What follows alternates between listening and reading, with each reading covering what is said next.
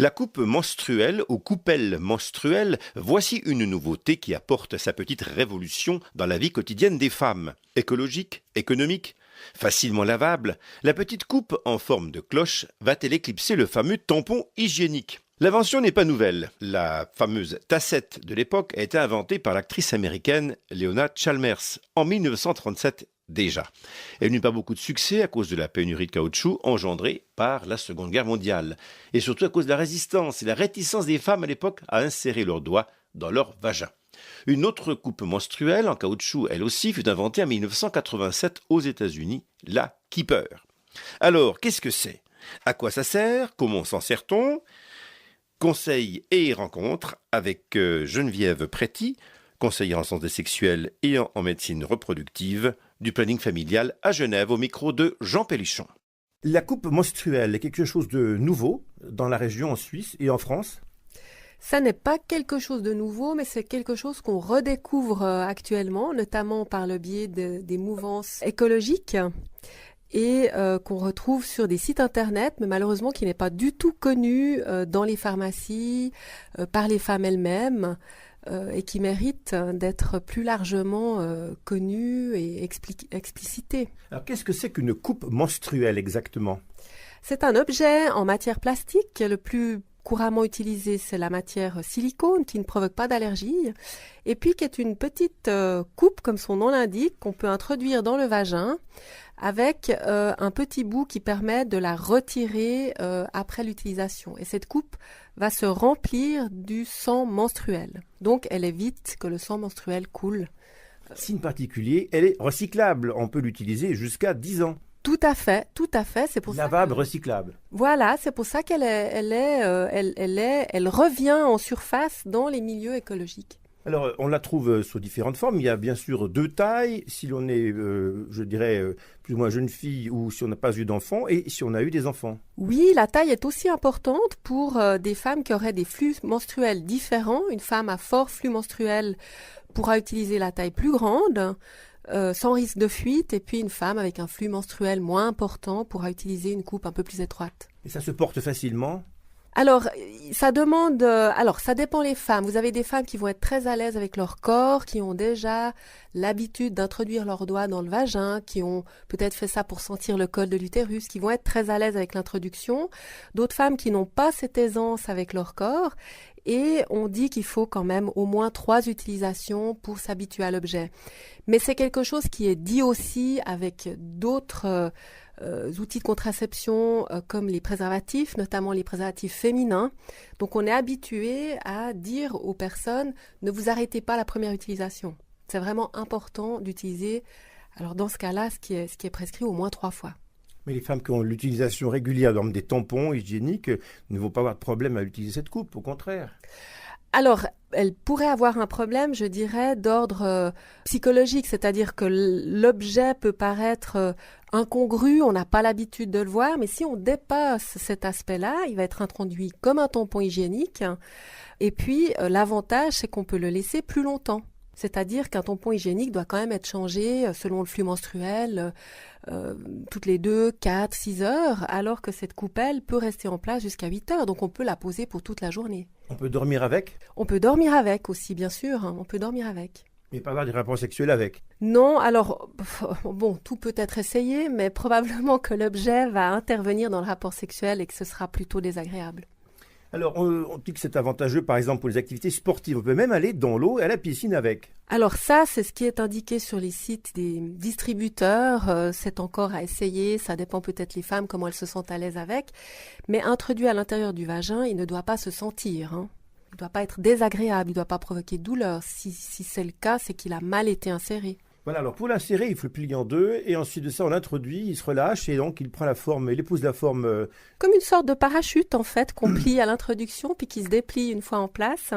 Il épouse la forme du vagin, donc il y a 2 tailles pour différentes formes de vagin, vous l'avez dit, par rapport aux femmes qui ont déjà accouché ou pas, mais par rapport aussi au flux menstruel. Et puis, il est tout à fait pratique pour le retirer puisqu'il a une petite tige qu'on saisit en fait pour l'ôter. Donc on peut l'ôter sans problème en saisissant cette petite tige.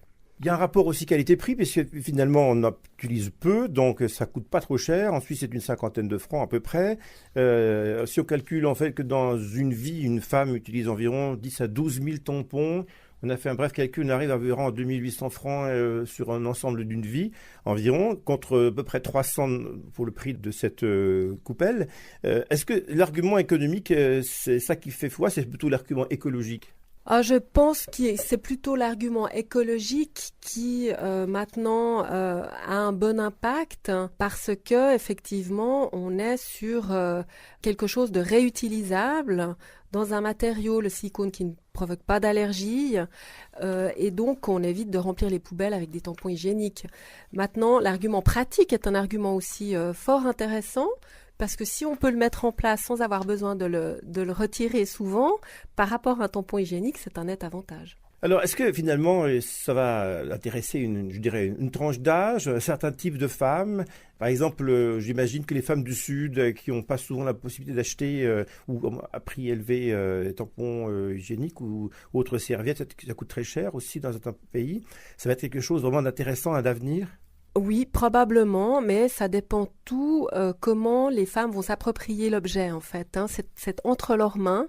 C'est vrai qu'il y a des arguments aussi pour des femmes qui voyagent, c'est-à-dire que on va pas laisser dans la nature un tampon hygiénique. Là, on vide la coupelle, on la rince et puis on peut la réutiliser. Donc, si on n'a pas de poubelle à disposition pour quelqu'un qui voyage, c'est vraiment un instrument très très pratique et puis à envisager. Oui, ça dépend aussi de comment ça va être pris en main par rapport à tous ces jeunes. On voit quand même toute une génération très attentive à ce qui se passe sur notre planète et qui est très aussi attentive à des objets de ce type. Alors, si ça devient un objet culte, tendance, peut-être que ça marchera. Il faut dépasser, je dirais, la vision de l'objet qui peut rebuter et puis son utilisation. Et on connaît ça avec d'autres objets, le préservatif masculin aussi. Les hommes n'ont pas forcément l'habitude de l'utiliser. Et puis quand ils doivent, quand ils s'y mettent, finalement, c'est pas si terrible que ça. Donc la Moon Cup, probablement, cette coupelle menstruelle, peut aussi dépasser ces freins. Et puis là-dedans, on trouve différents fabricants, différentes marques. Je vais citer quelques-unes. Il y a Moon Cup, il y a Fleur Cup, il y a Diva Cup, il y a Femme Cup, Blue Cup. Donc toutes ces marques il y a beaucoup de fabricants. Il y a beaucoup de fabricants, il y a des matières différentes aussi. Il y a une coupelle menstruelle qu'on peut trouver, pas en Suisse encore une fois, mais sur Internet en caoutchouc, mais le caoutchouc peut provoquer des allergies. Alors, pourquoi différents fabricants? Parce que probablement qu'il y a des envies justement de se positionner sur un marché prometteur, sur un marché nouveau. Les différences entre fabricants peuvent correspondre, une sorte de coupelle menstruelle pourrait correspondre à une femme chez un fabricant et pas à une autre femme. Après, c'est à chaque femme de trouver la coupelle qui lui correspond. Dans les plannings familiaux, notamment en Suisse, visiblement, vous ne connaissez pas cet objet? Alors, on le connaît, mais pas depuis longtemps, parce que pour la simple raison que les femmes ne nous en parlent pas et qu'on n'a pas d'utilisatrice pour l'instant. Il semble qu'on est en retard par rapport à cet objet en Suisse. Maintenant, un dernier élément important pour un usage à longue durée. Donc, il faut rincer régulièrement avec de l'eau particulière. N'importe le robinet, ça suffit. Oui, tout à fait. Il n'y a pas besoin de désinfecter. On rince simplement. Peut-être je peux dire qu'au planning familial à Genève, nous en avons un de démonstration. Donc, toute femme intéressée à voir cet objet peut venir nous voir. Et puis, en consultation, on lui montrera volontiers l'objet pour lui faire une petite démonstration. Chez les pharmaciens aussi, on connaît, mais on n'a pas. Non, on ne connaît pas chez les pharmaciens. Alors, à ma connaissance, on a un peu fait le tour de quelques pharmacies, notamment des pharmacies aussi habituées à travailler avec des naturopathes. Et non, ils ne connaissent pas, mais par contre, ils sont tout à fait ouverts à commander l'objet. Donc, moi, je dirais aux femmes, faites la demande, renseignez-vous sur Internet, après demandez à votre pharmacien et vous allez trouver un pharmacien qui sera d'accord d'en mettre à disposition dans sa pharmacie. Ce sera quand même plus facile d'accès pour toutes les femmes. On peut dire que cette coupe offre plus d'avantages que le tampon? Alors, dans un sens hygiénique, oui, puisque le tampon peut assécher le vagin, provoquer des irritations, alors que cette coupe, elle, n'assèche pas le vagin. Pour une jeune fille qui est vierge, est-ce que ça peut poser un problème d'avoir une coupe? Oui, alors pour les jeunes filles qui sont vierges, il y a cette membrane qu'on appelle l'hymen qui se situe à l'entrée du vagin, qui est de forme variable. Il y a certaines jeunes filles qui n'ont pas d'hymen ou juste une membrane.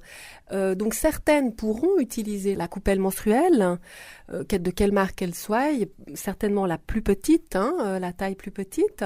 Puis certaines pas parce qu'elles vont ressentir une douleur et donc elles ne pourront pas l'introduire. Donc c'est pas la peine de forcer. Peut-être pour elles peuvent utiliser des serviettes hygiéniques. On a le même problème avec les tampons hygiéniques. Certaines jeunes filles peuvent les utiliser en étant vierges, certaines d'autres pas. Parfois certaines jeunes filles forcent un peu cette membrane et ont déjà des saignements, donc elles n'en auront plus à la première relation sexuelle. Donc il faut savoir qu'à la première relation sexuelle, pour ces différentes raisons, il peut ne pas y avoir de saignement.